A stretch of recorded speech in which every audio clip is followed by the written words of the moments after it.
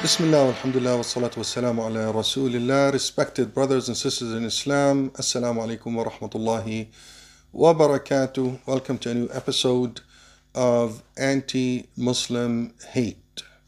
All what we need to know about anti-Muslim hate on MuslimDo and Ramadan Mubarak. So today, inshallah, we're going to continue with this program. This is episode 4. And we'll be talking about where do we encounter anti-Muslim hate? Where does it exist? Where do we see it? Where do we feel it?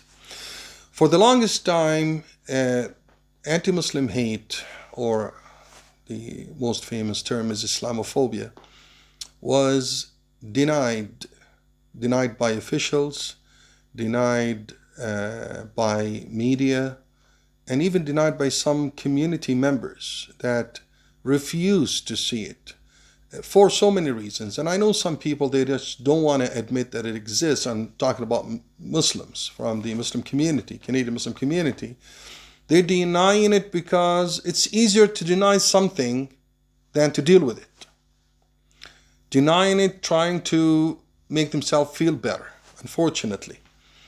However, it has been confirmed officially. It has been confirmed at different levels. The government took some serious steps towards fighting Islamophobia. And subhanallah, we needed a serious incident for all of us to believe. So unfortunately, we had the two major incidents, the Quebec mosque with 6 shuhada in 2017, and we had the London family terrorist attack in 2021, and we had the brother, the caretaker of the IMO masjid in 2020 that was stabbed to death. May Allah subhanahu wa ta'ala have mercy on all of their souls and accept them as shuhada, inshallah. Allahumma ameen. So it was confirmed on the ground and it was acknowledged officially, and as I said, serious steps were taken, and the government created in 2022 they announced the creation of the Special Representative on Combating Islamophobia, which is the first time ever to have such a position for the Muslim community. And we all know that Sister Amila Gawabi is holding that position now. We ask Allah subhanahu wa ta'ala to give her barakah and tawfiq and to guide her to make the best out of this position in serving Canadian Muslims and Canadian society at large. So with this in mind, it's real, we know it exists. Where do we look for it? Where do we keep our guards on so we will not fall prey to such predators and to such unfortunate events? Inshallah, may Allah subhanahu wa ta'ala, ask Allah subhanahu wa ta'ala to protect all of us, protect you, protect us from these attacks. First thing we need to know that it does exist in public spaces, whether you're on a street or in a park. It's around you, and for simple reasons. As long as there are people out there watching news, watching movies, and as long as the media, unfortunately, is still fueling Islamophobia and anti-Muslim hate, as long as media is still portraying Muslims as barbaric, as having barbaric behaviors, as long as media is still vilifying Islam and Muslims, it's not going to go away. And we had many conversations with officials, with parliamentarians, MPs, ministers, on the root cause of Islamophobia, and we made it clear that people, they're not just, or people that hold anti-Muslim hate views, they're not just bad people by nature. They've been brainwashed, they've been pushed to that level. And we've all seen it throughout the years. We've seen how the media focuses on vilifying Islams and Muslims. And I've said this story before, but I have to say this is the perfect time for it.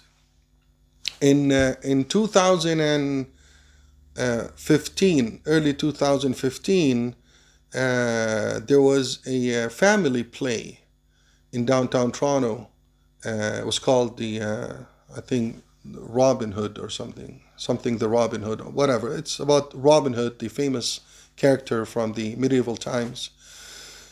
And I received a complaint by a Muslim mother that attended the play with her young daughter. Back then she was really young, and she freaked out when she attended that play, because in it they were attacking Muslims openly, saying how, talking about how bad Muslims are, and the Muslim army is coming to attack our village, burn our village, kill our children and women. And they were addressing the Muslims as villains, as perpetrators, as barbaric people, that they're only looking for blood. They have this thirst for blood and destruction.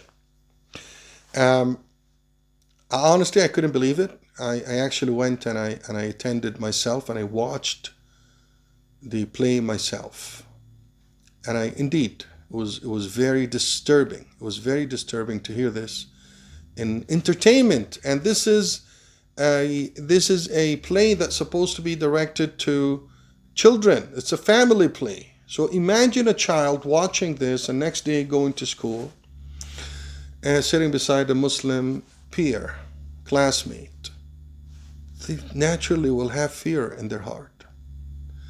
So I can't blame the people that are vehicles of fear. I will blame.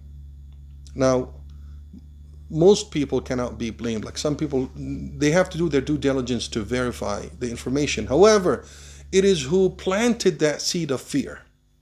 It is who planted that seed of hatred that should be stopped. But unfortunately, the government is not taking serious steps when it comes to media and the spread of false information about Islam and Muslims.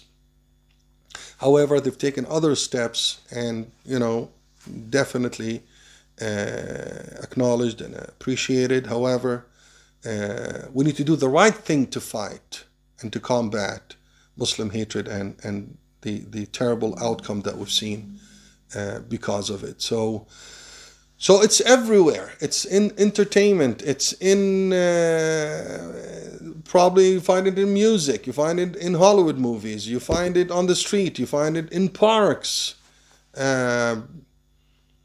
The London family attack happened while the family was just taking a walk, an innocent walk down the street, and they got attacked. The brother Muhammad Abu Mahfoud in 2018, he was at the park with his family and children when he got attacked. I mean, there was a recent, it was still in court. So it's been already 5 years and it's still in court.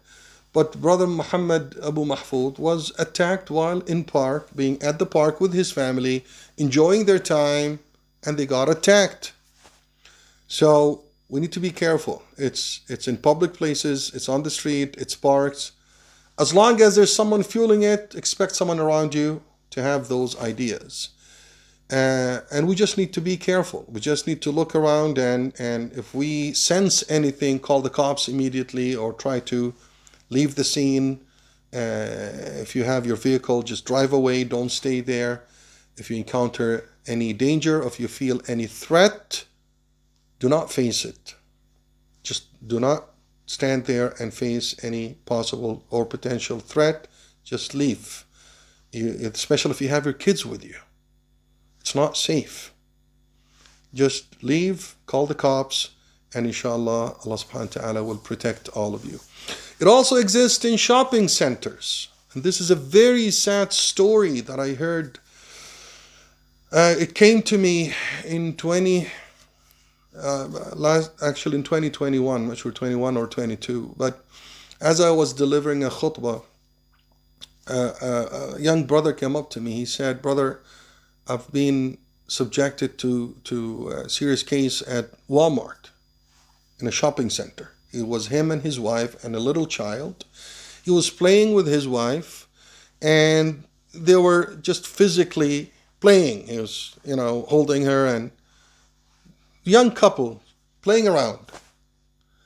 All of a sudden, as he paid and left, he found one of the workers running towards him and trying to hold him as if he's protecting his wife from him, and they called the cops. And that's the sad part here, is that person was under the perception that his woman is being disrespected, maybe abused. Just two young couple innocently, joking around. But the perception is she's being attacked.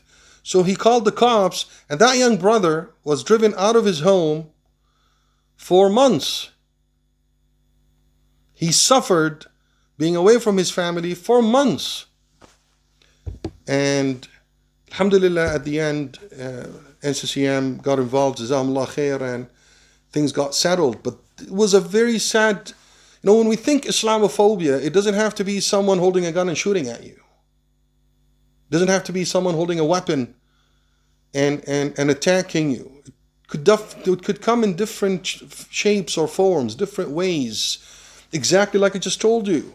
Joking with his wife, someone complained and called the cops saying he's abusing his wife. You could see someone playing with his kids, but they appeared to be a Muslim. They knew that they were Muslims because his wife was a niqabi. So there was no doubt it's a Muslim family. And someone could, out of that fear, call the cops and end up disturbing the life of that family for months, maybe years. So let's be careful. How do we handle these situations? We have to be confident. We have to speak up. Although this family, they spoke English fluently. They had no problem with language. I mean, imagine if a family doesn't have good command of English. It gets even worse. So it could be around us in shopping malls or shopping centers. And inshallah, in the next episode, we'll continue with where do we spot anti-Muslim hate. Till then, Jazakumullah khair for watching. Assalamu alaikum wa rahmatullahi wa barakatuh.